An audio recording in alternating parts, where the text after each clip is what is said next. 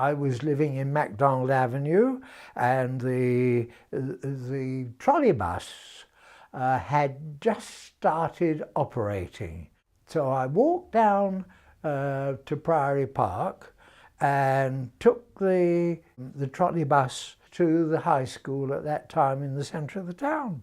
We'd got very used to the old school. It was obviously an Edwardian school, typical of glazed tiles on the wall and so on, narrow staircases. As soon as I got to the school at Victoria Circus, there was great talk and rumours about the new school. Printable Chase, of course, it was a lovely, nice, clean school with nice new desks and so on, which we never had in the previous environment. It was delightful to see that there was a science block and a literature block kept well away from us in the distance. I had no interest in the literature side, but the science block looked marvellous to me. Dr. Moore was our headmaster. Came from the Sheffield area, I believe, and he was a very austere man. His nickname was Plug, and that he got that because one of the school captains before in about 1935, 1936, had got a gangster, a book, one of the popular American authors, and in that book was a gangster called Plug Moore. Oh, the teachers, of course, were all obviously much older than us, and we all in awe of most of them. In particular, Mr. Edwards, who was in charge of the lower school. He had a frightening appearance. Well, my memory is a bit hazy about the majority of the teachers, but two do stick in my mind.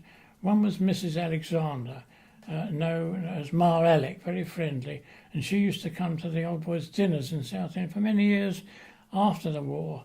I had a good teacher whose name Mr. Newman, had a nickname Sniffer, because he was a chap who was in the First World War, had been gassed, and that left him with a sniff all the time.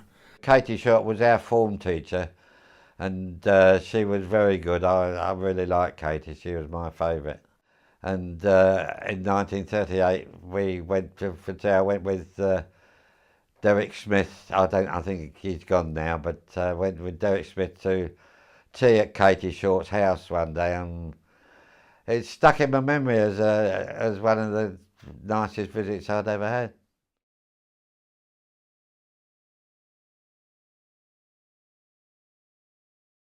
When war was imminent, Southend starting to prepare vigorously for that event. The seafront became barriered off, and it became known as HMS Westcliff, with a large naval detachment based at the Crowstone Road area. We all heard of the phony war. It did seem like that to most people. Nothing much happened during the first 9 months of the war or whatever it was. The school closed, I think, for a few days while we all caught our breath. But thereafter we went back to school to be faced by chaps digging great air raid shelters in the front of the school. I mean, the collapse of France was a calamity, but being boys at school, it didn't seem to affect us very much. We were more concerned with what was on the pictures and going ice skating on South Church Park and that sort of thing. The ATC was set up in the school. We were number 640 squadron. In the first instance, we did not have any uniforms, but we did do drill and practice signalling by semaphore and also with Aldous lamps. The war had been going on for, about 9 months or so, and we were advised that we were going to be evacuated away from the coastal area. We didn't know where we were going. We got no idea. Mother and father had no idea, but we knew we'd got to go. And on June the 2nd, the Sunday morning, a bus came along at 6 o'clock in the morning to take us down to the station at Southend. We said fond farewells to our family.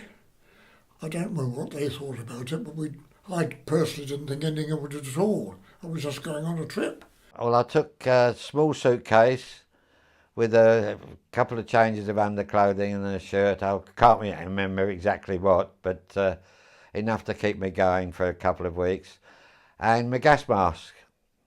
As the journey progressed, we saw such strange sights as coal mines, the wheel going round. It was all new to us. None of us had been anywhere near collieries or anything like that, knew little or nothing about it. But it gave us an impression that this was going to be very different. The evacuation was very straightforward. We got out of the train in Mansfield and were met by a variety of people who had offered to look after us.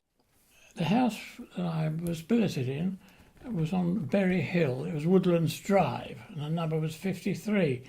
I forget how many there were of us, 15 perhaps. And one by one, the column walked along there, and this lad goes in this house, and you go into that house, and so on. I was billeted with 3 families. The first one was interesting because the lady was much younger than her husband and didn't quite know what to do with us.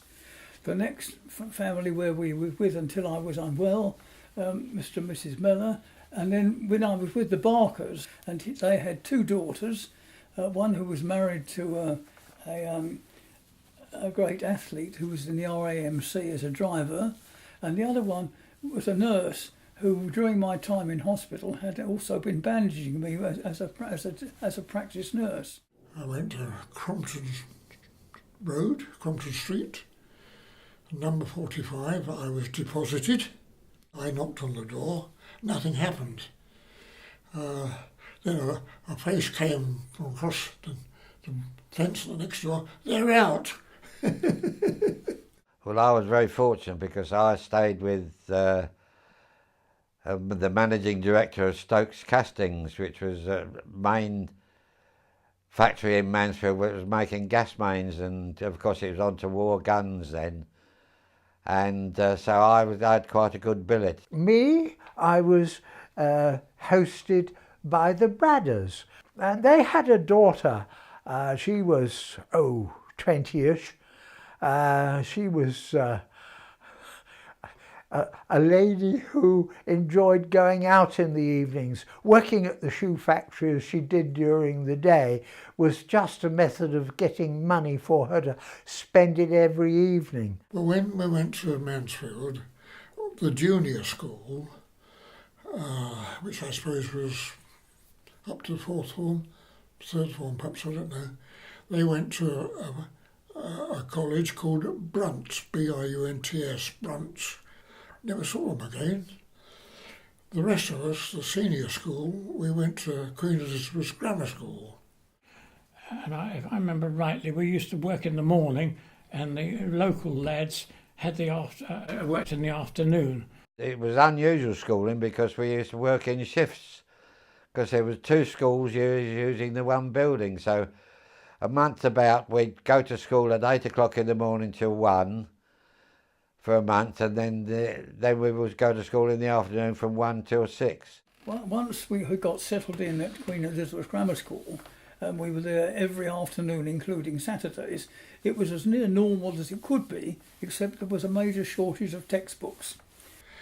Outside of school, my main recollections are going down to a little village called Plesley, which was a mining village, Plesley Pit.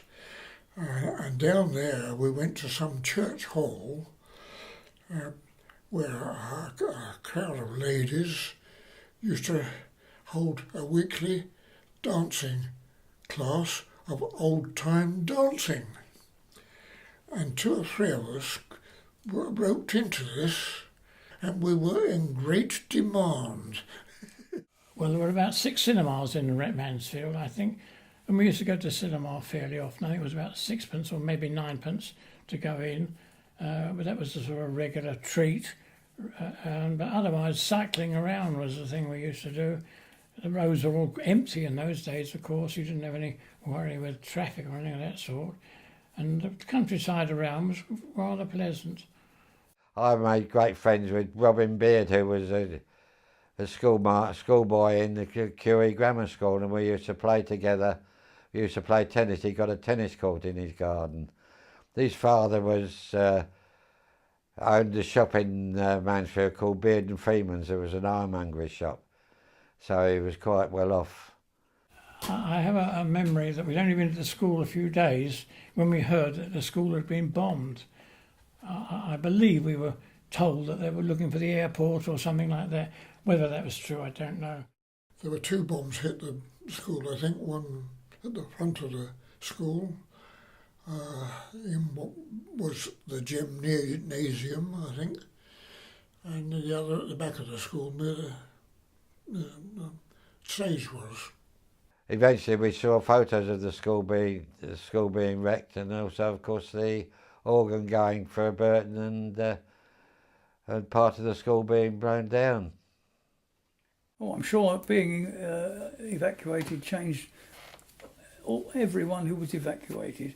It changed their personality. It also makes them very much more self-sufficient. When I went to Mansfield, I was a raw young boy about, I think I was just 13, and not used to the ways of the world, but I soon got used to it. It was a different life and a different language in a way, with a local accent, but we did, rub along all right. I think it was noticeable that the people in Mansfield were friendly.